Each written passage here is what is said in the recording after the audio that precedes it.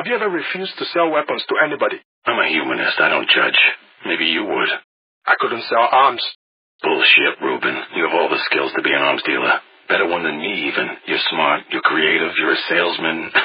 You sold me on doing these dumb interviews. Man, the rest is just paperwork. I mean, I'll be unable, psychologically, to sell arms. I'm talking facts and you're talking theory. You're not a good person, Ruben. You've just been lucky enough. You'd never had to be otherwise. When it comes down to it, what a man can do is what a man will do. But believe what you want.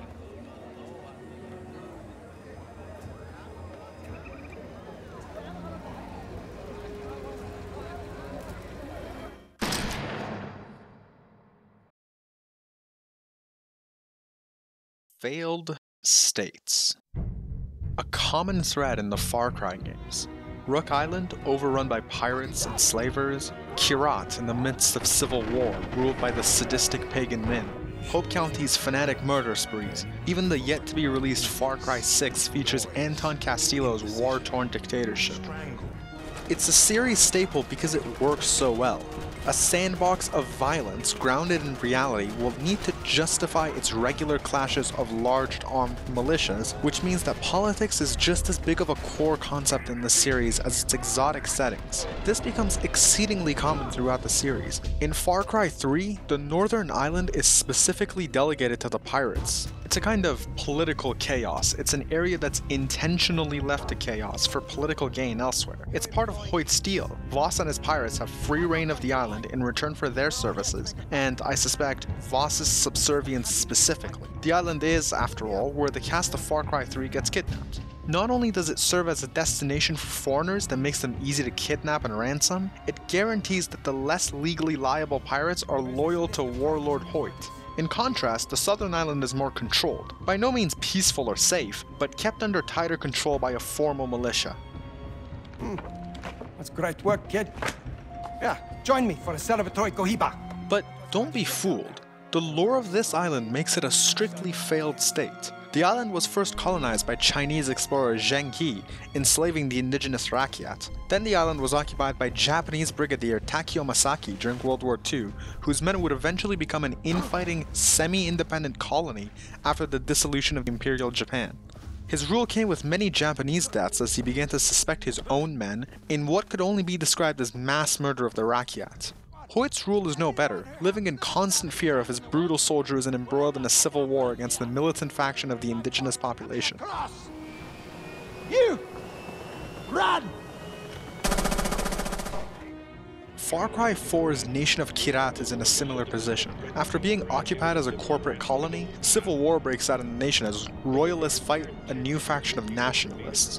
The more powerful royalists occupy the capital and attempt to crown their heir, only to be betrayed by a newcomer to their own ranks, Pagan Min, a Hong Kong cartel boss, who would wipe out the royalists and declare himself king. The country's economy then becomes a tiny speck in the Himalayas, consisting mainly of Min's inner circle growing opium for export and plundering the country's gold reserves. The remains of the royalists would become a radical terrorist group, calling themselves the Golden Path. Clashes between the royal army and the rebels are constant in the country, hindering any real development, meaning that Kyrat has no international representation or any relationship with other countries. It's a failed state. We're here to rescue you, son-in-law. Hope County, Montana from Far Cry 5 is a bit more elusive. Joseph Seed is a doomsday cult leader that leads the project at Eden's Gate. Eden's Gate begins the game by buying vast amounts of land and property in Hope County, slowly but forcefully converting the populace into their cult, and preparing for the Reaping, where the cultists will begin to exterminate non-believers in preparation for Doomsday. When you arrive in the county sent to arrest Joseph Seed, the Reaping is triggered, turning Eden's Gate's semi-peaceful expansion into cleansing of non-believers. Not a failed state exactly, but a failed county. Begin the reaping! We gotta get out of here.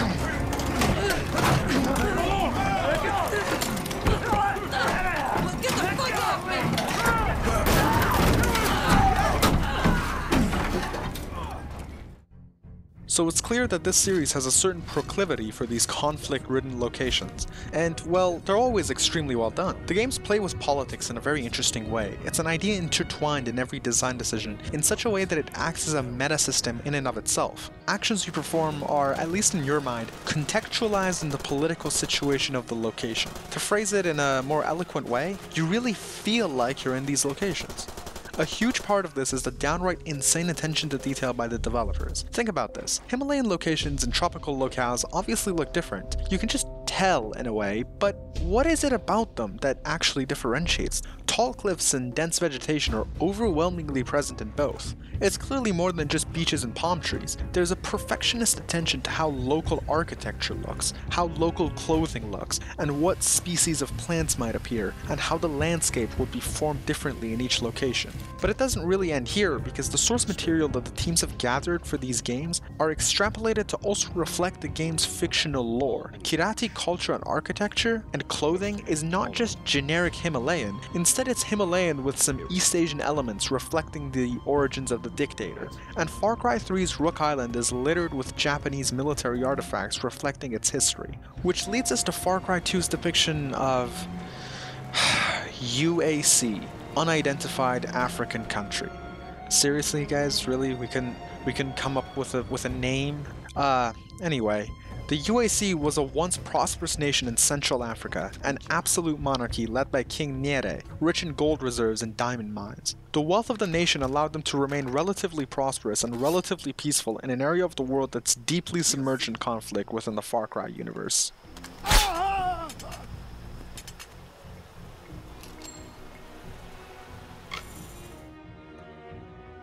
As the years rolled on, however, the surrounding countries would slowly win their respective wars under a single uniting banner, the APR, Alliance for Popular Resistance.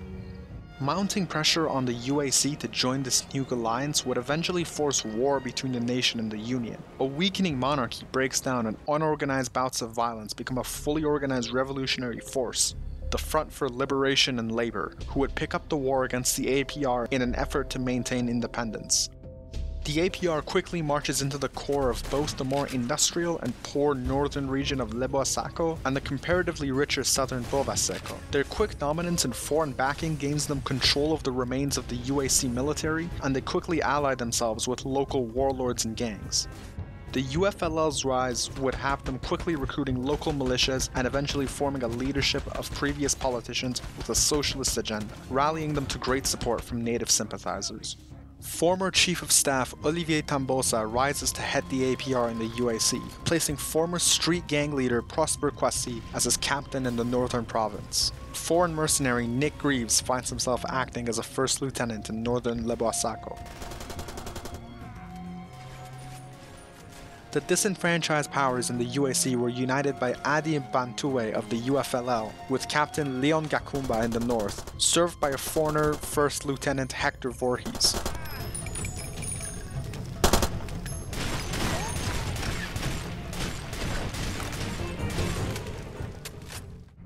As the situation worsens and his government collapses, King Nere flees the country with his son and the country's gold reserves, utterly devastating the already struggling economy. This is the final blow to the unstable situation, and as the citizenry becomes more dire, the leaders of the UAC APR and the UFLL form a fragile ceasefire in the large settlements in the country. The violence of war continues, with political opponents and militia leaders often assassinated in the streets of the major cities.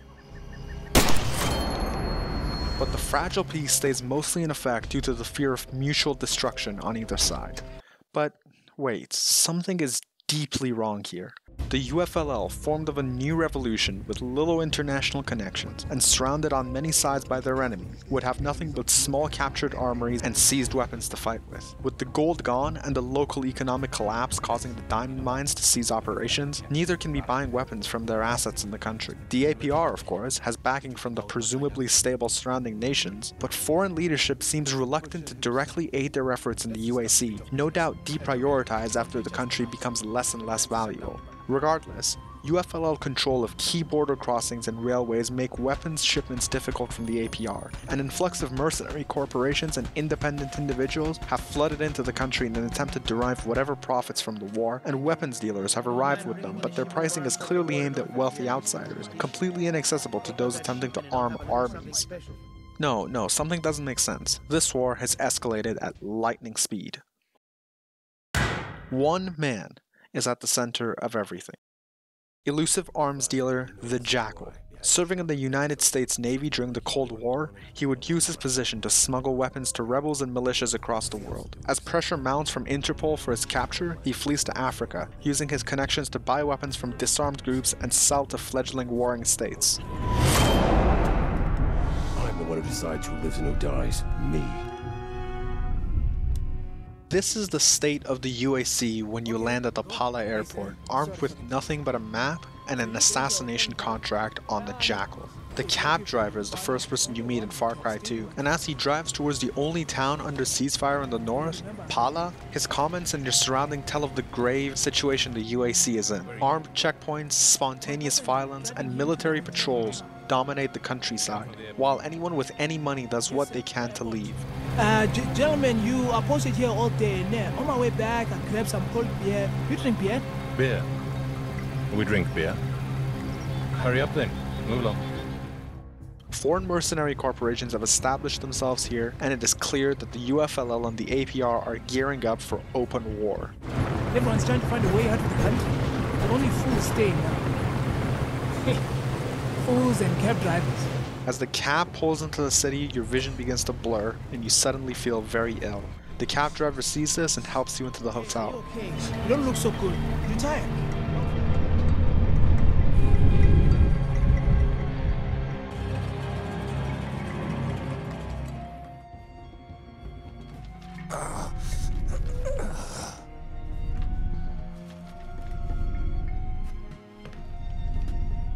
The target's presence in the state continues to be a destabilizing influence. He's largely responsible for the recent influx of weapons into the country and clear violation of the Joint Signatory Framework. His reputation as a dangerous arms dealer is well deserved.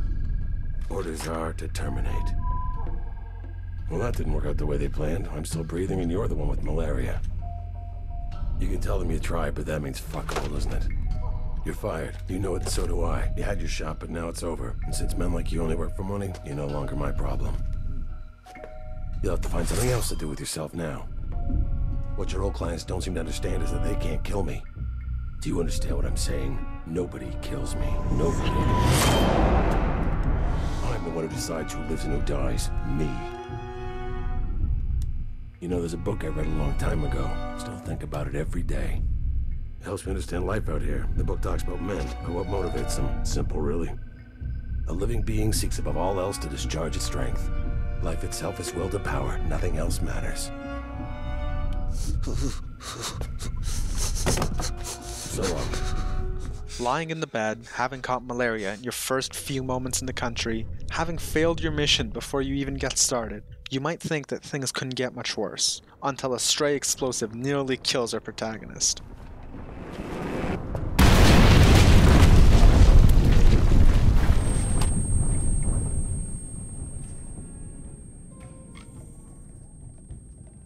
The fragile peace in Pala has finally snapped and the two sides break out into open fighting. You may stay here to take part in the violence, or you can attempt to escape. There's an open window that you can sneak out of if you notice it. When you inevitably succumb to your injuries or your illness, you fall to the ground and your consciousness fails again.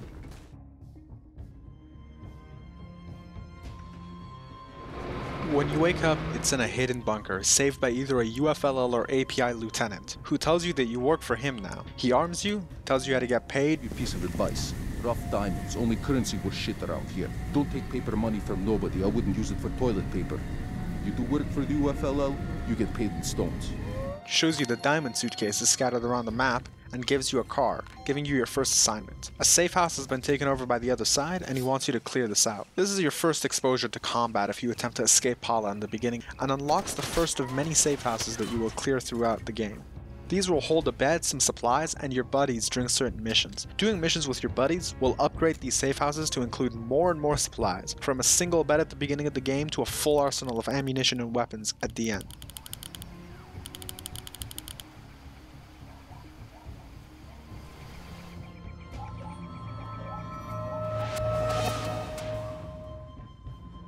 You're contacted by the lieutenant again, who tells you of rumors of a captive in a nearby enemy outpost, prompting you to investigate. After clearing out the area, you free a foreigner who will become your first best buddy. The buddy system was covered in the gameplay analysis, and is actually tied to the player selection. You got a choice of characters to play as in the beginning of the game, with your selection having zero real effects on the gameplay. However, any options that you don't pick, plus a handful of others, will then become potential buddies that you can find throughout the game, according to the buddy system. The cast is quite varied. There is Andre Hippolyte, the tall and muscular Haitian-born Port-au-Prince insurgent who backed out of a CIA-backed assassination due to his moral convictions. Flora Gillen, the communist Cuban marksman who bases her decisions on ideology above all. Hakim Akebi, the Algerian counterinsurgency specialist who's retired from earning millions in the UAE real estate market. Frank Builders.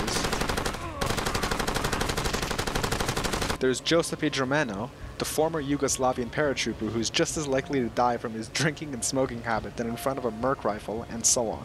This ramshack group of foreign mercenaries becomes your circle of friends in the country, and they like to hang out at Mike's Bar near Pala, your next destination. Here, you meet perhaps the only moral character in the game, journalist Ruben Olowagembi. He is a war reporter who follows the activity of the Jackals throughout the wars in Africa. I see the problem now. At first, Ruben seems to think that you're a soldier and freely offers you a tape, indicating that he thinks you're there to destroy it. When he finds out that you're not working for the factions, he loosens up considerably, explaining that his tapes contain the recording of an interview he held with the Jackal himself some years back, with the factions now trying to bury evidence of the Jackal's involvement in their war. He urges you to look for his tapes and tells you where you can get malaria medicine in return. Father Malia of the Underground, an organization formed to smuggle citizens out of the country before the war starts back up. His church was a primary force in keeping the ceasefire in effect. Father Malia gives you your first dose of malaria medicine in return for a delivery from Ruben. When you run out, you will return to him to get underground mission, sending you to deliver passports for immigrants in return for medicine. From here, the tutorial of the game is complete, and you're left to run around the world and do as you wish. You're a desolate failure of an assassin, your target has escaped, and you're barely clinging on to life. It's time to make something of yourself.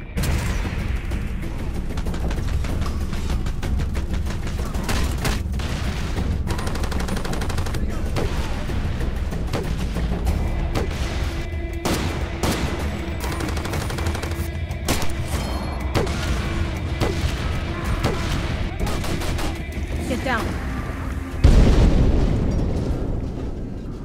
Storytelling in Far Cry 2 is as much done by the player as it's done by the writers. In a way, almost by definition, there's no good way to try to write a clear storyline. As a stranded foreigner in this country, you're left aimless and you have to try to carve a place for yourself in a country that doesn't really want you here. In a way, this is where the lost opportunities begin. As a deeply systems-driven game, it seems that Far Cry 2 is quite obsessed with making you a warmonger. The only activity that's available is either direct military work, taking diamond payments to complete tasks for either side, or advancing your own fighting capabilities. To be clear, I don't think that the game should have had in-depth farming mechanics or anything. It was always going to be a first-person shooter, and you were always going to play as a fighter. But I think that it's important to note that the reason you're fated to become a gun-toting mercenary is not because of anything inherent in the game. It's because Far Cry 2 is a game. It's not because any foreigner stranded in a war-torn country is inherently going to turn to shooting for a living. It's because this is a AAA video game. Your character clearly has a military background, and so perhaps they would default to mercenary work when they have nowhere else to turn. They did pick up a contract job as an assassin after all, but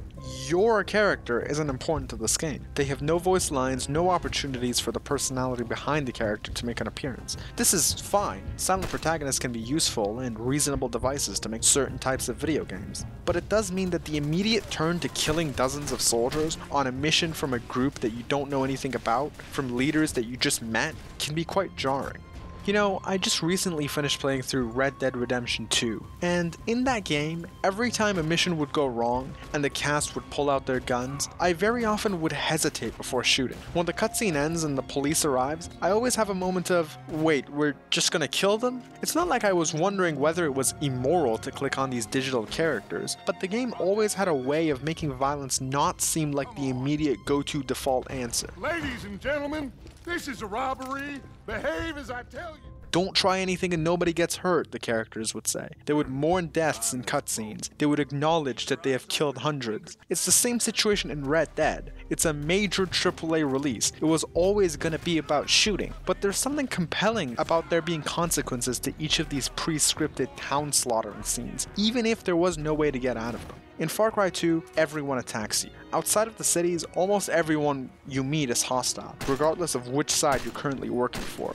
The leaders make sure to tell you that this is a secret operation, our guys won't know you're out there, which is a convenient excuse for the likely fact that they just didn't want to program in a faction system, which in a game about political violence in an unstable country being vied over by different groups is a massive missed opportunity. Even in the cities, there are no civilians. Everyone who is here is a mercenary or a fighter or something who is on either one or both or neither side of the conflict. This is a common suggestion as far as I can tell. Where are the citizens? I suppose that it's a reasonable suggestion, and I do wonder whether their lack of inclusion is some kind of technical limitation. Like I mentioned, the game's assumption that you would immediately want to start doing mercenary work is not perfect, even if the ultimate outcome would have been the same had the game taken a subtler approach at the introduction. But I'm not sure I agree with the suggestion of civilians, or the ideas that it seems to imply, so let's talk about the phrase ludonarrative dissonance. No doubt you've heard of this term if you dabble in the more academic side of games critique. It refers to a disconnect between a game's narrative and its gameplay. It's war never changes, followed by slaughtering a whole village for their items. This kind of critique was bound to be used widely in games critique from the moment that violence became the predominant mode of gameplay in video games. Let me be clear, I don't think that there's necessarily anything wrong with violence used as a gameplay mechanic. The reason that it's so widely used and enjoyed is because violence is an inherent part of human nature. It's exciting, decisive, competitive, skill-driven, and so on. Modern mass-market games could hardly be based around the fundamental persuasion mechanic instead. But consider this. In a shooter, for example, the minimum unit of interaction goes something like this. An enemy comes into view and shoots at you. You aim your gun and shoot at them until they die. A fight is composed primarily of a series of this minimum unit. Of course, this is massively simplifying things, but it shows that to make a shooter, you need enemies, and you need fights, and you need to kill those enemies. Considering how little time that minimum unit takes, you can see why a shooter needs many enemies and many deaths. There's no way to get around that. So if the game wants to explore any themes of morality, it's inevitable that it will be ludonarratively dissonant. Either the game directly explores the killings of your character, in which case it has to ask, is it wrong or is it not to take the life of another, before putting you in front of an army of AI to dispatch, or it will explore other moral questions, which will quickly become irrelevant when you realize that the morality of stealing some money, for example, is a lot less important than killing a dozen guards who were unfortunate enough to be assigned at your quest marker that day. This is why I'm always surprised by the shooting sequences in Red Dead, at least until I realized that every single mission always has to have one shooting section. The game is very masterful in its explorations of morality in its cutscenes, that I'm surprised when it just doesn't acknowledge it during gameplay. Critiquing games for being ludonarratively dissonant is rampant, but what I suspect is that this dissonance is a nearly unsolvable problem. It's almost impossible to build a game where the minimum unit of gameplay is fighting, at the same time that you try to have a mature narrative that explores meaningful issues, while keeping your game narratively resonant. If the first two conditions are true, then your game is dissonant. Certainly I can imagine a masterful piece of work that manages to work around this, but I certainly won't be the one to write it. This means that Far Cry 2 is ludonarratively dissonant. There's no real way to technically argue this notion as far as I can tell, because Far Cry 2 is a shooter that tries to explore the nature of political conflict while being a first-person shooter. What's more, I wonder if the writers explicitly understood this. You see, a year before the release of the game, a post went up on Clint Hawking's blog called Ludonarrative Dissonance in BioShock, a critique of the story of that game. What's interesting about this is that this is the first use of the term ludonarrative dissonance. The term was first coined by Hawking. During the same period of time, he was also about a year away from releasing Far Cry 2 as the game's creative director. Which is why I think that the game quite explicitly uses its gameplay to emphasize its themes. As a foreigner in a hostile land, you're competing with the other mercenaries, and you're essentially an invader to the locals. So when you leave the towns, everyone you meet is hostile. To you, their allegiance doesn't matter, hence why it's not really possible to tell who they fight for.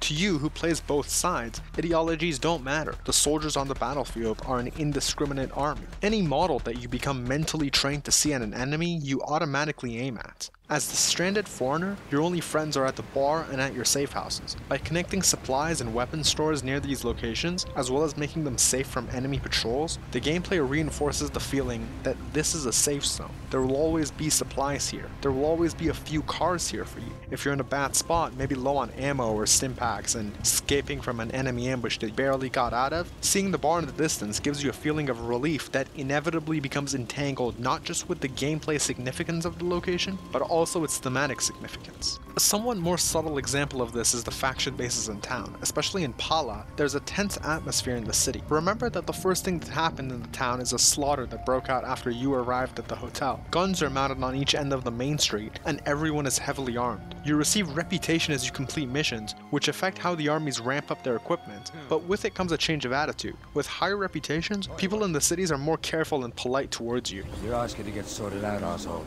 In combat, their shouts reflect your recognition. Then there's the faction buildings themselves, identical except for the logo stuck to the walls. Entering them, you're searched by a guard in an uncharacteristically close and uncomfortable cutscene, and your guns are taken away.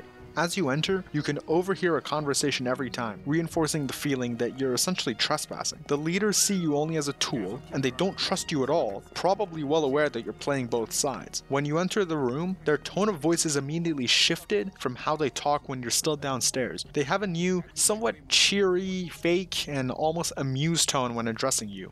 Why did it sell them so cheap? They were cheap with you, FLL. Guy could have made way more money if he wanted to. You want a job? We got one. It's good. Assassination. Chief of police. Bam. The central moral conflict of Far Cry 2 is undoubtedly an exploration of the conflict in the country, specifically highlighting how it's essentially a pointless war. No real political message is put forth by either side, outside of nebulous self-proclamations of being connected to other movements. But neither side is above immoral and underhanded tactics to get the upper hand. Both sides condemn the other's use of foreign militaries, while also keeping them on the payroll themselves. Both sides steal and destroy supplies meant for civilians, while condemning the other side for doing so. Half the time, you're doing the stealing and destroying for them as a hired mercenary. The soldiers aren't visually fighting for one side over the other. The buildings, who look extremely similar regardless of whether they belong to the UFLO or the APR, and even more subtle things, like the symmetrical nature of the city, all reinforce the thematic notion of an unwinnable and pointless war. More explicitly seen is how it quickly becomes clear that the leaders are purposefully trying to prolong the war, at least in the first half of the game. In this era, it's very likely that this may be a proxy war on the world stage. If you listen to enemies shouting during fights, you can hear speculation about your own origin, whether you're from the CIA or the KGB. If these two agencies are involved, then it's likely that, like many other wars in our own history, Russia and the United States are funding either side, creating a large cash flow to the leaders who have little accountability towards its use. What's more, as evidenced by your indiscriminate casualties and how you take missions from either faction, it's clear that you yourself don't really intend to take a side. The amused tone by the leaders may be because of this. You know that you're not really on their side, they know that you're not really on their side, and that creates a strange kind of tension. Hey, get them fast.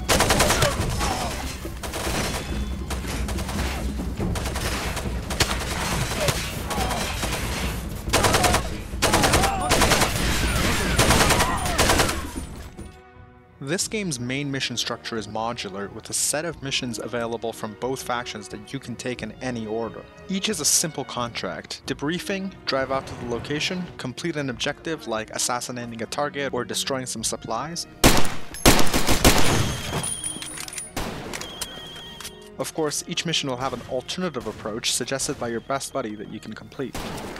Reloading! Cover me! As the war rages on, the factions find themselves at an increasingly unstable position. Whichever faction you're working for hires you for a final mission, to assassinate the rival leader at Goka Falls. You drive up to the villas and fight through a legion of guards and finish off that faction leader. Either Leon Gakumba if you sided with the APR, or Prosper Kwasi if you sided with the UFLO. Bloody hell, what happened? Oh no, it's him! I swear it's that psycho everyone's on about. Oh, your victory is short-lived though, as it quickly becomes clear that you have been betrayed by the remaining faction. You're ambushed at the top of the cliffs, and you have to fight your way out. This assassination triggers a massive push for power by the remaining faction and a proportional retaliation by the remaining forces from the other. Ruben informs you of this as you drive back to Pala, and you're faced with a dilemma. After trying to have you killed, the remaining faction leader has declared the other mercenaries from Mike's bar as spies and has sent an army to kill them. At the same time, an enraged opposition and a power-hungry faction are descending on Pala, murdering and plundering in their path. With your buddies at the bar unaware, and Father Malia still attempting to smuggle citizens out, you're left with a choice. Do you defend the church, allowing a few remaining people to escape, or do you return to the bar, holding a last stand with your armed and capable buddies? You are not sick today. That's good. We need everybody to be healthy. A very important day. We have to go, you stay behind. It's us they want, not you. Please, after we go, move the cabinet over the entrance so they can't follow us. Thank you, thank you. Thank you very much.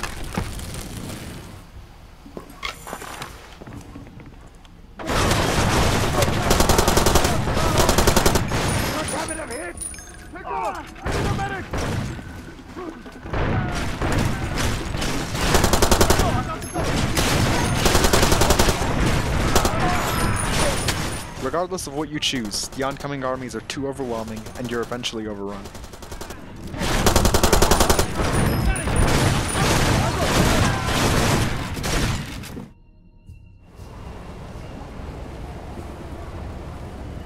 You wake up in the back of a truck covered with bodies being transported to a mass grave. Eventually you're knocked off and manage to find some shelter in the sandstorm. Spotting a small cabin in the distance gives you the energy you need to keep going, only to faint again once you reach it.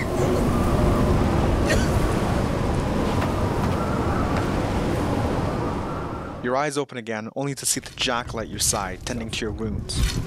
Thought you'd be dead by now. You're stronger than I thought. But not strong enough to stop the UFLL. They screwed you pretty good. So we've got new men in office. Now what do you think's gonna happen? You already know. The whole world knows. First, they'll take everything they can get their hands on. Rob the banks and the stores. Then, the men will be lined up against the wall and shot. Chop children's arms off and cut the tendons in their necks. And the women. There's a goddamn disease, what it is. A cancer. You see it, they can't get enough. They just take it until it kills them. And once they're gone, someone else takes their place and their disease too. Every cell is infected. And the longer you stay, the deeper the virus goes. In the end, nobody will be left, just the disease. So what do you do with this particular situation? Quarantine the patients. Or you just get dirty along with the rest of them.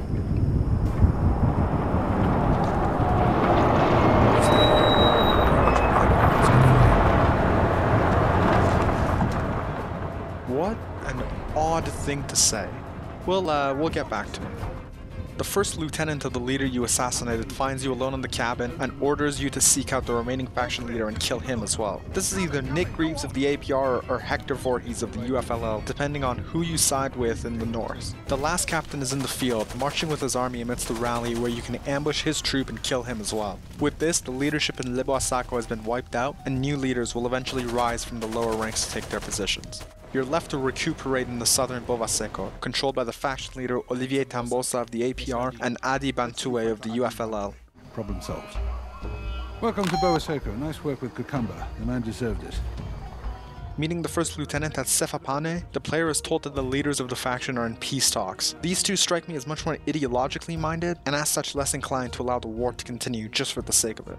But of course, we can't have peace in the UAC, as the lieutenant feels that these peace talks would threaten his position, believing that if prolonged peace were to be achieved, the mercenaries would be blamed for the escalation of the war, losing him his job and putting him on the run. As such, he's planned the false flag operation. A weapons shipment from the Jackal on a barge flying the flag of the opposing faction is to be commandeered by you and another mercenary, to be boarded and used to fight the patrols on the river and pull into Port Salau, the capital of the UAC, triggering the fighting again. The second mercenary ends up becoming your first buddy in Bovaseco. You then head into town to warn the local doctor, a member of the underground, of the incoming violence, and meet your second buddy here.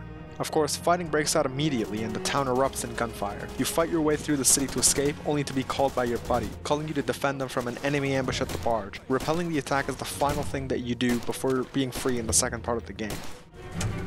You made it. I thought for sure they were going to get me. They were out for blood, completely furious about the arms shipment. The lieutenant knew what he was doing. He stirred things up all right. Now revitalized, you become focused on hunting down the Jackal, completing jobs for the factions in return for further payment and information on his whereabouts. You destroy some medicine manufacturing equipment for the UFLL and steal some medicine from a courier. You liberate another foreigner being held by the APR, blow up a bridge with an old bomb.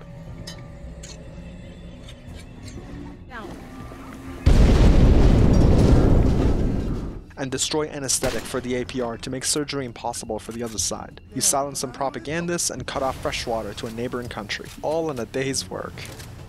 Eventually, the leaders will once again try to start up peace talks and send you to pick up payment from one leader to the other. Your buddy has a different plan: steal the diamonds and use them to fly out of the country. As you drive up to the designated location though, you see bodies strewn about and fire set to the buildings. The site has been attacked. Entering the main building, you immediately discover the body of the leader, clearly a targeted assassination. Thankfully, all you need are the diamonds to arrange a helicopter for you and your buddies. It's you. If you're here to help rubber stamp that ceasefire, you're too late. A peace agreement on a joke, a comedy act. You think these men wanted peace? They wanted privacy is what they wanted. They wanted the world to stop paying attention to them so they could go on with their raping and pillaging. And peace, you see, it's gonna stop. I'm gonna stop them, and they'll know. They'll be cursing my name when the blood comes spurting out of their necks. And you're not gonna stop me. You think I don't know you, what you're about, what you came here to do? Wake up. I used to be you. They're gonna think you did this, a dirty mercenary who'll do anything for a payout. That's good. It means the war will start all over again. The real bloodletting has begun. We're gonna cure these men of their disease, you and I. We're gonna pull it right out of their veins. What do you got there? Diamonds? With the leader dead and the diamonds disappeared, you and your bar mercenaries are blamed for the assassination and you're sent to jail. You wake up to the death of your buddy in the cell next to yours, and you use a weak wall to escape.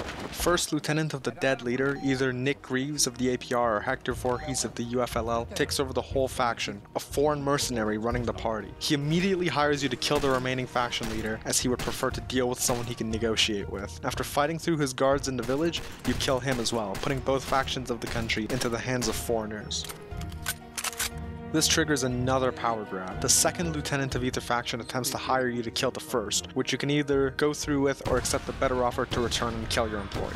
Ruben, the journalist, calls you to Mike's bar, afraid that he will be killed in the power grab, and asks you to help him when the time comes. The same bar holds the other second lieutenant, giving you an identical job: kill the new leader. Again, you can kill him or return to kill the issuer. This is when you receive Ruben's call, who's stuck with his family in a hangar. With their ideological leaders dead, the new pragmatic leaders have joined forces to take back full control of the country, and they want journalists gone to do it. After you clear out the airport, Ruben gives you one final piece of information. The Jackal has mobilized the populace of the country, starting a riot at the prison on the southern border. This is the final stretch of the game. When you finally reach the prison, you find the Jackal there, and he lets you in on his plan. He's immobilized the bulk of the people towards the border, where he plans to smuggle them out before the combined UFLL and APR catch up to them. The entire country is about to disappear. He's led them into the canyons to the south, where their cars will be unable to follow, and intends to stop them there. The Jackal leaves you with two tasks. The first, a helicopter landing site in the valley holds the mercenaries from Mike's bar, having stolen the Diamond's briefcase as a bribe to a pilot to fly them out of the country. You're brilliant. We're pigs in clover, you and I. You're wasting time, just shoot him. Are you mad? He's one of us. I know what he said, but come on. We made the deal, he's on his own.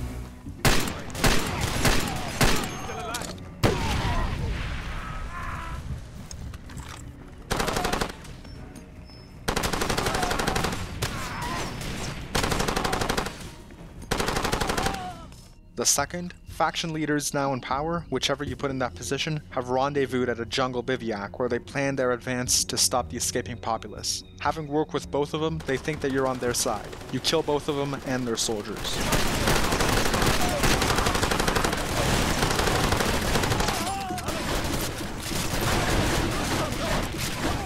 Finally, with all the loose ends tied, you meet the Jackal in a small cabin. In here.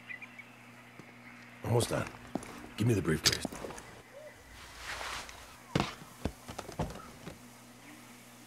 They're all here. Good. We'll need them. The APR in the front. They're still coming after the civilians. Probably think they can kill them or drag them back over the border. The only ones who died today are the ones who have it coming. I planted some dynamite out there, by that overhang on the cliff. but the det cord's no good. So one of us has to go up there and short-circuit the blasting caps. That car battery will do the job. The debris will block the road, keep the soldiers from following the refugees. And it'll kill the poor bastard that takes the job. That's either you or me. The other guy's gonna take those diamonds to the border and use them to bribe the guards, so there's no problems with the crossing. Those civilians are making it to the camps tonight, every last raggedy one of them. Then when the handoff's complete, that guy, you or me, is gonna put a bullet into his own head.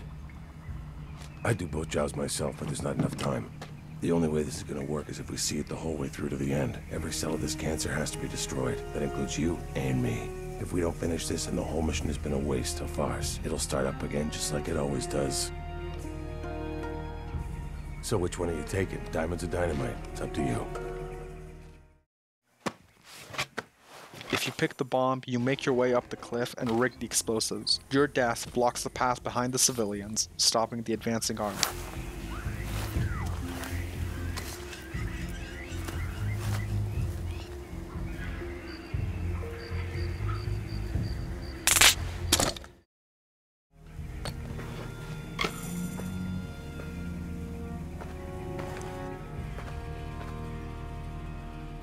That gun in there is a good piece. Never jams. One shot is all you'll need.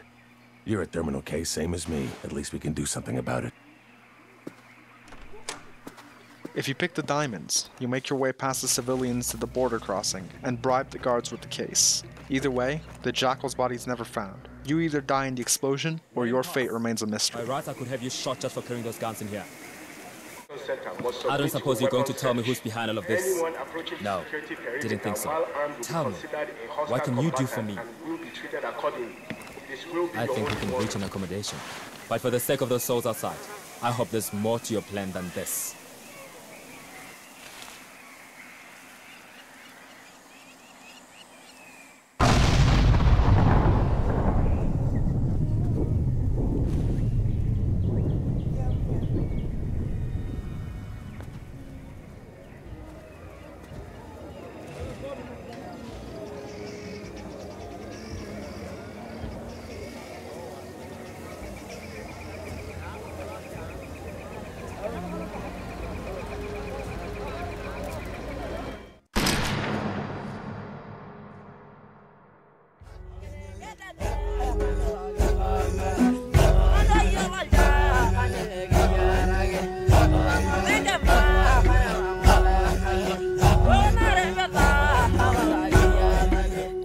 Politics and gaming usually don't go together that well. People usually like playing video games, and in my experience, they usually despise nothing more than talking about politics. But as I mentioned in my Firewatch video, as gaming as a medium evolved beyond being a toy for children, it was bound to start discussing more consequential topics. Perhaps done clumsily at first, but increasingly intelligently, politics was among those topics.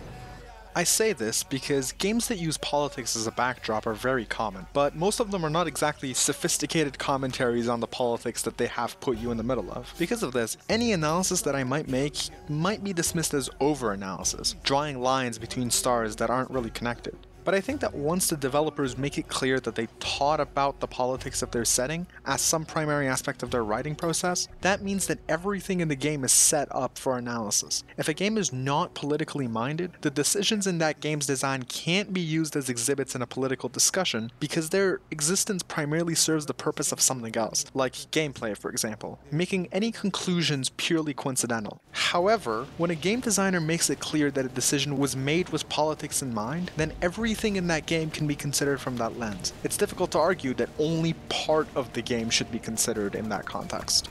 So I think that Far Cry 2 makes a good case for its own political nature in a way that later games don't quite match. This is supported by the fact that many of the developers make it clear in their online presences that they're themselves politically interested, so it follows that they might be interested in the politics of their world. More importantly though, the world of Far Cry 2 is just more political than most games. First, from the obvious nature of the conflict itself, two sides that are theoretically at war because of political differences. The country is full of propaganda posters and faction-sponsored radio stations. The factions themselves are more political than, for example, factions in other Far Cry games because of their histories. The APR hails from the interests of surrounding nations, trying to unite into an African superpower. This is an inherently political concept. It has connotations ranging from the local to the continental to the international. The UFLL has ties to real-world, very politicized ideas, such as the basis of the faction in socialism. Then there's the depiction of that war. The whole game exists in this political gray area. No faction is all good or all bad, in a way that the later games definitely don't embody. Second, the more subtle politics of the game manifest themselves in a very wide variety of ways. It's seen in the way that the leaders dress. Tambosa is always seen in military uniform, a direct connection to the dictator of Uganda, Idi Amin, who was often derided for his self-granted medals. It's also seen in the use of African artifacts to give authority and legitimacy to the faction, famously seen in real life by the dictator of former Zaire, who would often dress in traditionally African clothing and demanded the changing of names from the colonial Christian ones to traditional African ones. But most importantly, this character is the main narrative force of Far Cry 2. And, well, if you think about it, he's a very weird villain.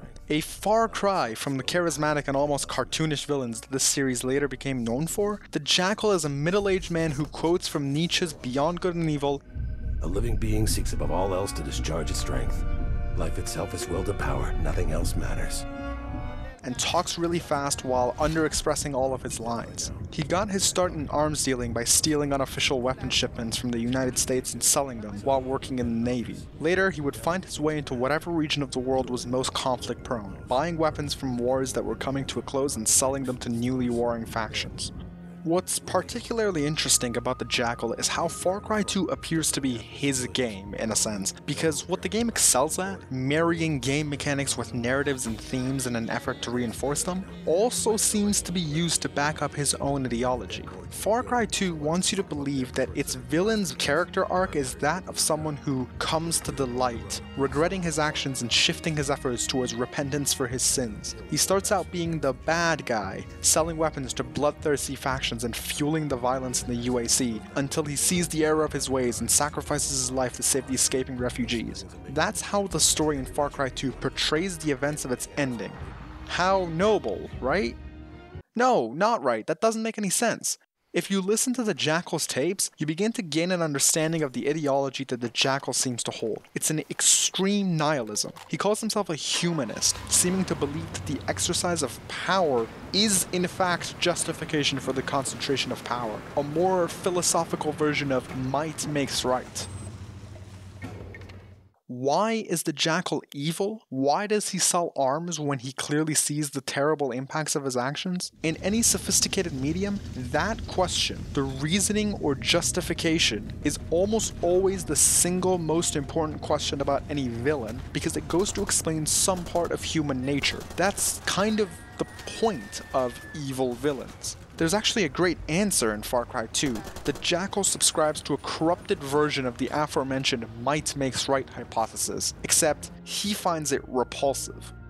He repeatedly sees the regression of both individuals and human societies into the baseline of violence. He sees it in the countries that he used to work in, he sees it first in the men that lead the factions of the world, then in himself, and finally in you, the player. And he's disgusted with it. He sees both the seemingly inevitable descent into barbarism take place again and again, and he sees the suffering that it causes. It's no wonder that he compares it to a cancer. Cancer is a weird thematic element used a few times in Far Cry 2 that seems very out of place at first, but when viewed from the Jackal's perspective, it becomes very appropriate. But, of course, the Jackal sees the consequences of this ideology. To remove the cancer, every cell must be destroyed. When it's not possible, you quarantine the patients, get the refugees out and let the country tear itself apart. And then, well, every cell must be destroyed. What a stupid ideology. And moreover, what a weird argument for this game to make. To be clear, Far Cry 2 really does seem to put this worldview forward. That all-important thematic resonance is used to reinforce the Jackal's twisted perspective. The fact that your character has no hesitation to work for both sides, how every time a faction leader is killed, their opposition is next to die, how the factions are very clearly designed to be interchangeably evil, how your actions as the player literally only ever make things worse. It's all there. This game argues that the descent into darkness is inevitable, that there is no escape, things can never be better. It's prudent to burn it all to the ground. It argues that the jackal isn't evil after all. All the corpses that litter the jungle floor aren't a negative outcome. What the hell? That's certainly not what I see in the world. What I see, the big picture, is that things generally get better over time. That as humans, we manage to make things less violent, not more, and that people become more comfortable over time. So, despite the very well-crafted narrative of Far Cry 2, I reject the idea that the jackal and the game seem to put forward. So, that leaves us with one question. Where did any of this come from? The inspiration for Far Cry 2 comes largely from 3 books. Joseph Conrad's Heart of Darkness, published in 1899, tells the tale of a voyage through the Congo River during the Belgian colonialization of the Congo. It's certainly arguable what the central theme of this book is, but as far as I can tell, as a publication written during the peak of European colonialism in Africa, it's an early exploration of the morality of colonialism. The other 2 books are both written by Frederick Forsyth, a very successful British author who started his career independently covering the Nigerian Civil War against the wishes of his employer, at a time when the world was quite focused on America's Vietnam War. He has said that he would also end up working in Biafra as a spy for 20 years. The Day of the Jackal is a story about a hitman who is hired to assassinate the at-the-time president of France, Charles de Gaulle. The story is heavily based on real events that Forsyth himself covered heavily in the onset of his career in journalism. It is, of course, where the jackal gets his name, and it very much seems that the character is heavily inspired by this assassin as well. The final book is the one that I think is especially important to the narrative of Far Cry 2. The Dogs of War is a novel wherein a group of European mercenaries are hired to perform a coup d'etat against the Soviet puppet government of a fictional African nation after a massive source of platinum is found there. As far as I can tell, this is the largest single source of inspiration for the setting and narrative of Far Cry 2, with the thematic connections being very consistent. What I wish to highlight about this book, though, is the research that went into its writing, as I think it's the key to explaining the portrayal of the jackal in Far Cry 2. The details are unclear, and the sources are unreliable and rare, but here's what appears to be true. In 1972, during the writing of Dogs of War, Friedrich Forsyth contacted mercenaries and an arms dealer to arrange the coup against President Francisco Macias Numa, the president at the time of Equatorial Guinea. He is said to have paid anywhere from £200,000 to £240,000 for the hiring of these mercenaries and the purchase of weapons, vehicles, and supplies in furtherance of this attack. In December of 1972, 13 European mercenaries board a 64-foot ship called the Albatross with a plan to rendezvous with 50 former Biafran soldiers in the modern-day country of Benin. They sailed to Fuengirola, where they picked up supplies in 3 smaller boats, then set sail for the port of Malaga, where they were meant to onboard a shipment of weapons for the attack purchased from an arms dealer in Hamburg. The operation broke down here. The export official bribed to allow the crew to pick up the shipments failed to arrange the proper papers. Worse yet, the Spanish police had become suspicious, supposedly after seeing the crew in fatigues on board the ship. The Albatross would then sail to Gibraltar and later to Portugal, where the crew would try to set the raid in order again, but their leader would eventually fly to the Canaries to contact the soldiers, cancelling the operation.